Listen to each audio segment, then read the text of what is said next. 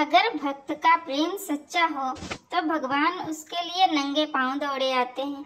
वही बात जब कन्हैया की हो तो कहने की क्या, अपने भक्तों के लिए वह ना जाने कितने रूप धरते हैं और कितनी ही अनगिनत लीलाएं कर चुके हैं, जिसका प्रमाण हमारे धार्मिक ग्रंथों में मिलता है। ऐसी ही एक रोचक कथा है जब कन्हैया ने अपने भक्तों के लिए एक अनोखा काम किया। तो आइए जानते हैं इसके बारे में विस्तार से।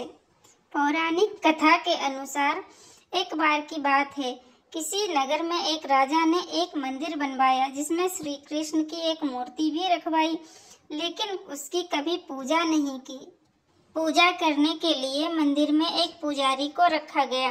पुजारी नियमित कन्हैया जी को नहलाता और बड़ी ही श्रद्धा भाव से उनकी पूजा अर्चना करता। राजा भी रोज कन्हैया जी के लिए एक फूलों की माला भेज देता था और जब वह दर्शन करने आता तो पुजारी उस माला को उतार कर राजा को पहना देता।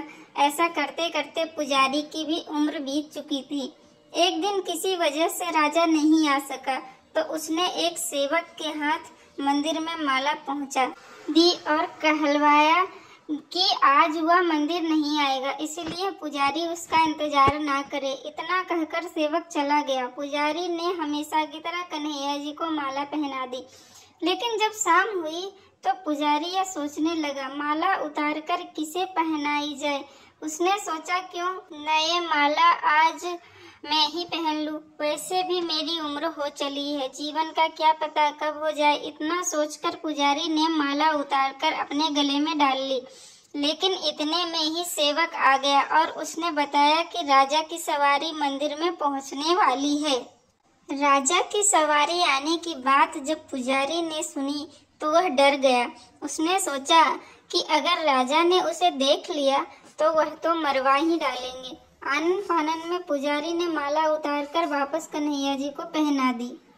जैसे ही राजा अंदर आया तो हमेशा की तरह पुजारी ने माला कन्हा जी के गले से उतारकर राजा को पहना दी, लेकिन माला पर लगा सफेद बाल देखकर राजा समझ गए कि पुजारी ने यह माला स्वयं ही पहनी थी।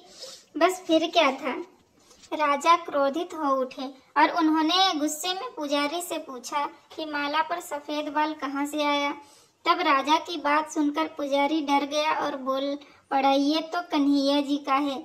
अब तो राजा और भी क्रोधित हो गए, क्योंकि कान्हा तो भगवान है और उनके बाल सफेद कैसे हो सकते हैं। इसलिए राजा ने फरमान सुना डाला कि कल श्रृंगार के समय राजा खुद आएंगे और देखेंगे सच में ही कान्हा जी के सफेद बाल हैं या पुजारी झूठ बोल रहा है। उन्होंने कहा कि अगर पुजारी ने झूठ बोला होगा तो उसे फांसी दे दी जाएगी।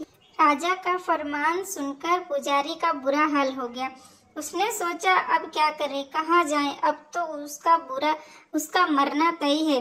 अब रोते रोते वह भगवान की शरण में पहुंचा और उनसे कहा कि हे केशव, मुझसे झूठ बोलने का अपराध तो हुआ है, लेकिन हो सके तो मुझे क्षमा कर दे और राजा से रक्षा करे। पुजारी ने कहा कि हे माधव, आपकी सेवा करते करते मैं वृद्ध हो चुका हूँ, अब आप मुझे माफ कर दीजिए, ऐसी गलती दोबारा नहीं होगी। यही कहते कहते पुजारी की ना जाने कब आंख लग गई और उसकी आंख तब खुली जब सुबह हो चुकी थी। उधर सुबह होते ही राजा भी आ गया और कहने लगा, आज कान्हा जी का श्रृंगार वह खुद करेगा। ऐसा कहकर जैसे ही राजा ने कान्हा जी का मुकुट उतारा तो देखा कि श्री कृष्ण का तो सारे बाल ही सफेद है, लेकिन राजा को फिर भी यकीन नहीं हुआ। उसे लगा कि फांसी के डर से पुजारी ने ही बालों को रंग दिया होगा। राजा ने सोचा कि क्यों न कन्हैया जी का एक बाल तोड़कर देखा जाए। इसके बाद राजा ने कान्हा जी का एक बाल तोड़ लिया, लेकिन जैसे ही बाल टूटा कन्हैया के सिर से खून की धारा बहने लगी। यह देखकर राजा भगवान के चरणों में गिरकर माफी मांगने लगा। तभी श्री कृष्ण की मूर्ति से आवाज आई, हे राजन, तुमने मुझे केवल एक मूर्ति मात्र ही समझा, इसलिए आज से मैं तुम्हारे लिए केवल मूर्ति मात्र ही रहूंगा। लेकिन पुजारी ने सच्चे मन और पूरी श्रद्धा से मेरी भक्ति की है। इसलिए उनकी अनन्य भक्ति को देखकर मुझे अपने बाल सफेद करने पड़े। कन्हैया जी ने कहा कि भक्ति में कभी भी संशय नहीं होना चाहिए और सच्चे भक्त की लाज तो मैं कभी जाने ही नहीं देता। मंदिर में भगवान को कभी मूर्ति नहीं समझनी चाहिए। तो दोस्तों, ये थी भगवान श्री कृष्ण की अद्भुत कथा।